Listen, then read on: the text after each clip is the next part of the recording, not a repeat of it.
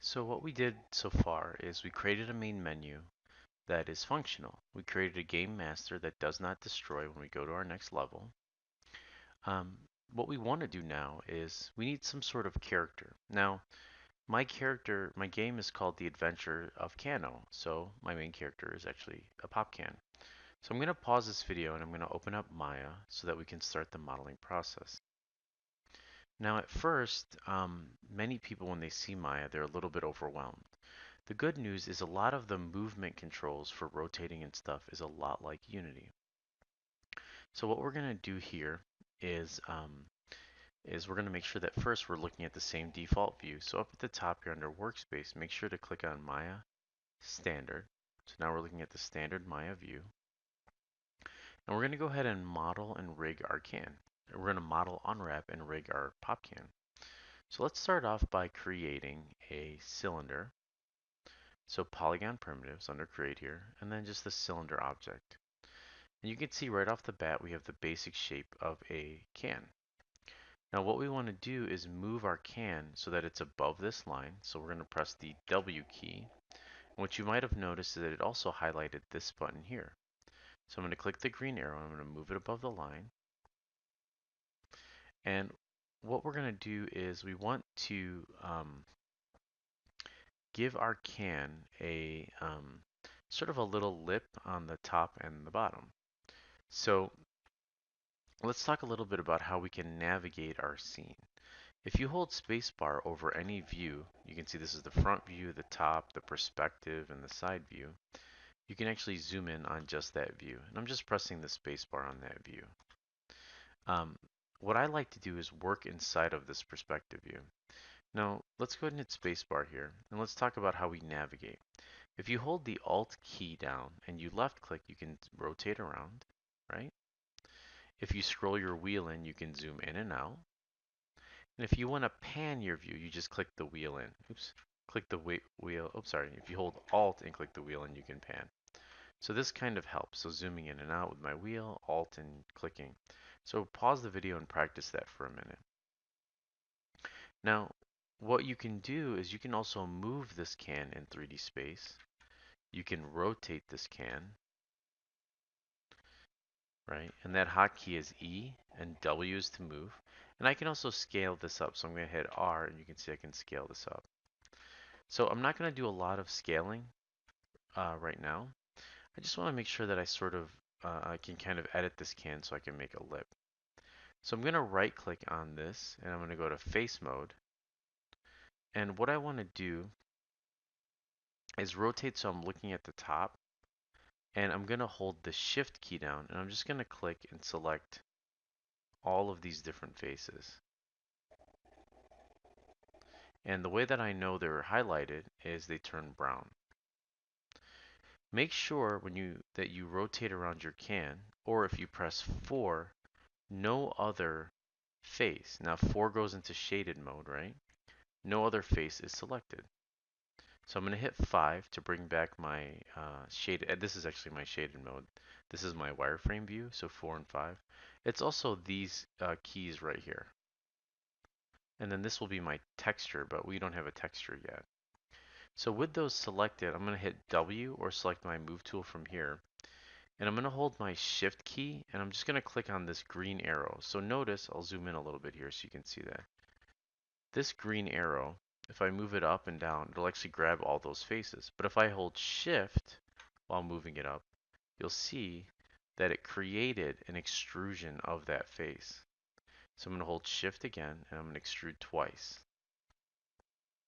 So now you can see that we have 2 extrusions on our can.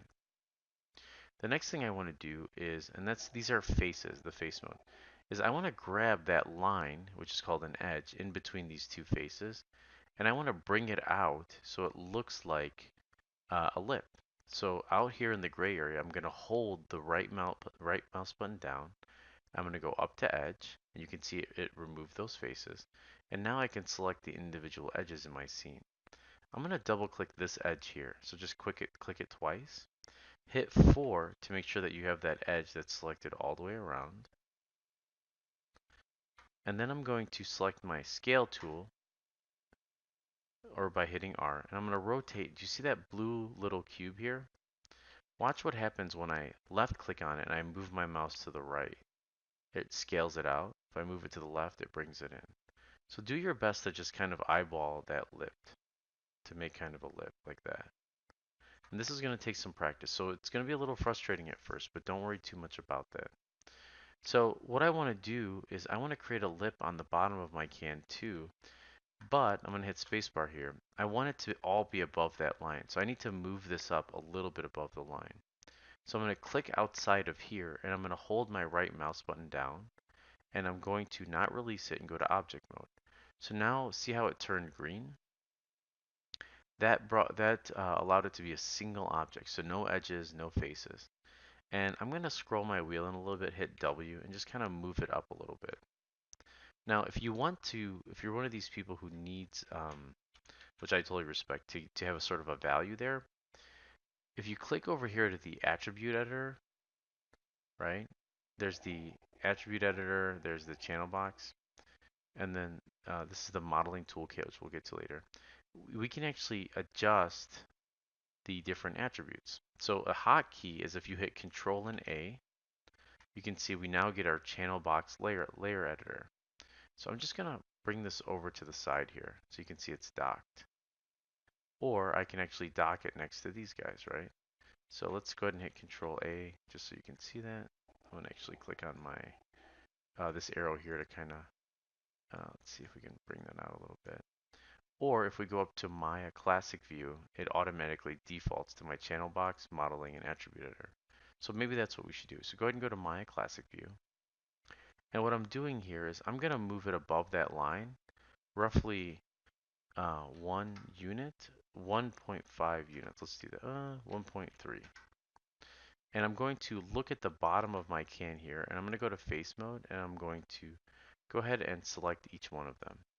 Now, if this gets in the way, this arrow, the movement tool, you can go to this very top one here and just do selection and hold shift and select each one of these like this.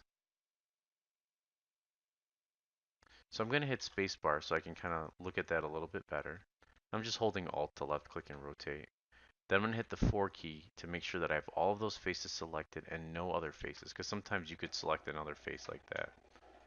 Now, if you by chance have another face selected and you want to deselect it, you can just hold Control and click on that same face. So I'm going to hold spacebar again, and I'm going to hit W, and in my front view here, I'm going to hold Shift and do the same thing where I move it down twice. So what I'm doing is letting go of my arrow every time I want to extrude. So you want to do something like this. Now right click in here and go to edge mode and double click this edge and just move it down to the middle a little bit. Now you can see here that I have the whole edge selected by double clicking it. See that? I'm hitting 5 and 4 to check it. And I'm going to do the same thing I did up here by hitting R or selecting my scale tool and just expanding that out. So I have something like this. I'm trying to make it a little bit like the other one. If you're one of these perfectionists, which I can be at times, double click it and just kind of move it down. So this is essentially, I'm holding the right mouse button here in object mode. This is what you want to be left with.